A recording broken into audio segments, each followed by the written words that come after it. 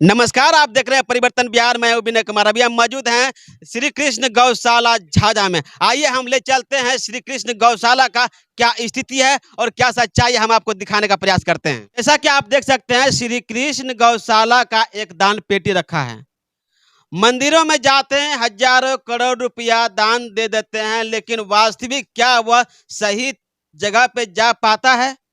क्या वह दान से किसी की पेट भर सकता है? क्या उनकी आत्मा संतुष्ट हो पाता है? ये हम नहीं देखते हैं। लेकिन श्री कृष्ण गौशाला में जो दान पेटी है, इसमें अगर हम दान देते हैं तो ये वाकई में किसी की पेट भर सकता है और किसी की आत्मा को संतुष्ट मिल सकता है। वह आत्मा को संतुष्ट मिलने वाले वो कोई और नहीं, वह हमारे सनातन धर्म की सबसे बड़ी देवी देवता गौ माता है। गौ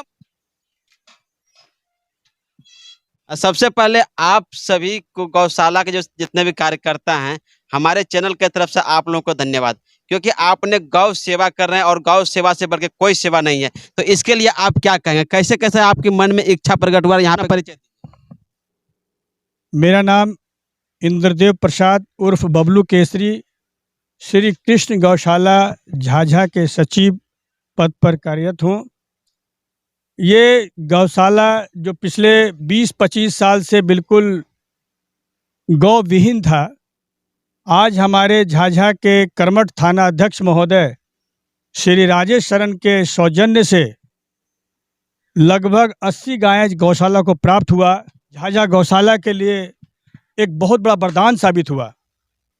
आज जैसे ही पूरे झाझावासी को मालूम हुआ कि झाझा गौशाले को लगभग 80 गायें सुनहरा अवसर पर प्राप्त हुआ है, जन्माष्टमी के शुभ अवसर पर प्राप्त हुआ है, सारा झाझावासी इसमें जुड़ गए हैं और तन मन धन दे करके गाय माता की सेवा कर रहे हैं।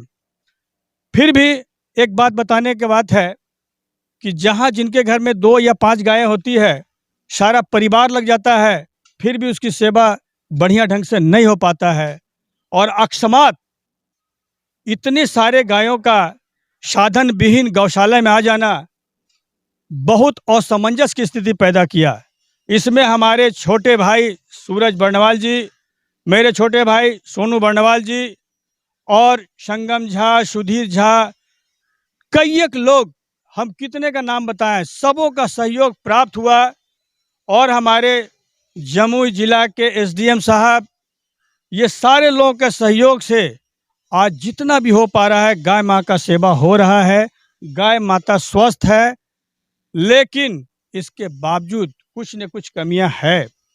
सबसे बड़ी कमी यहाँ है इनके रख रखाव का। हम लोग चारा, चुन्नी, खल्ली का तो इंतजाम कर लेते हैं, लेकिन इनका कोई भवन नहीं है। सारा भवन जीर्ण शीर्ण है।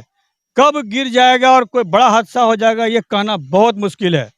तो हम अपने क्षेत्र के सांसद महोदय, साथ ही साथ विधायक महोदय से हाथ जोड़कर विनती करेंगे कि आपके पास अगर इस तरह का कोई फंड भवन निर्माण के लिए है, तो सबसे पहले आप झाझा के गौशाला का निर्माण कराएं।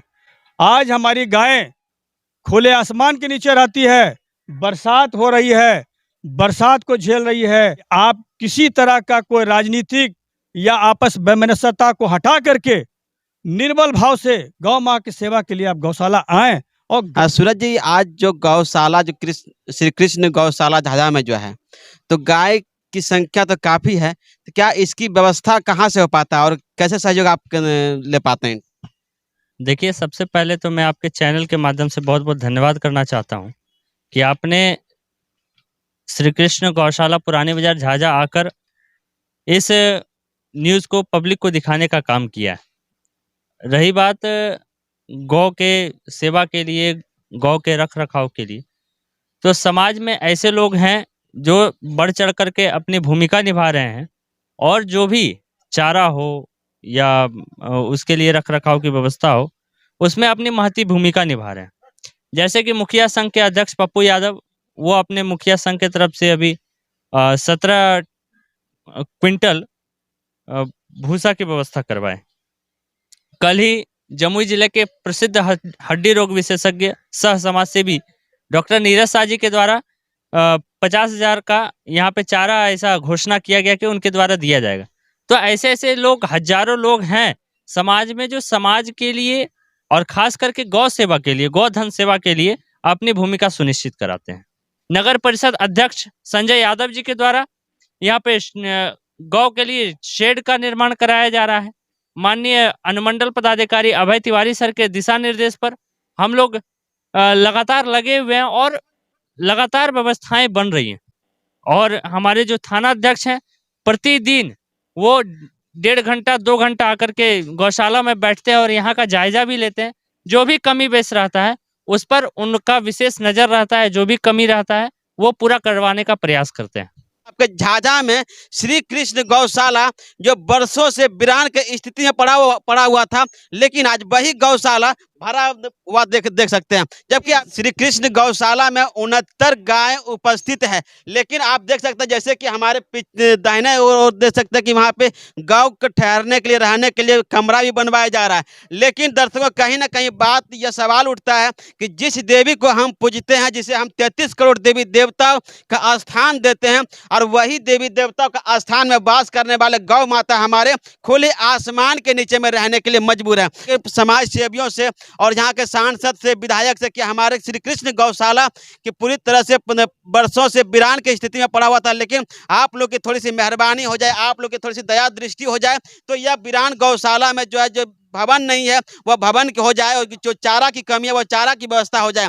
तो ऐसे में कहीं ना कहीं अब देखने वाली बात यह है कि कितने चढ़ बढ़ के यहाँ के लोग हिस्सा लेते हैं, और साथ ही साथ जो उम्मीद किया है इन्होंने, वो उम्मीद क्या सांसद महोदय और विधायक महोदय क्या इनके विश्वास के पर, इनके उम्मीद पर खड़ा उतर पाएंगे? बने रहिएगा हमारे साथ। अभी आप देख रहे थे परिवर्तन बिहार न्यूज़ से जुड़े रहने के लिए आप सभी को बहुत बहुत धन्यवाद। जय हिंद।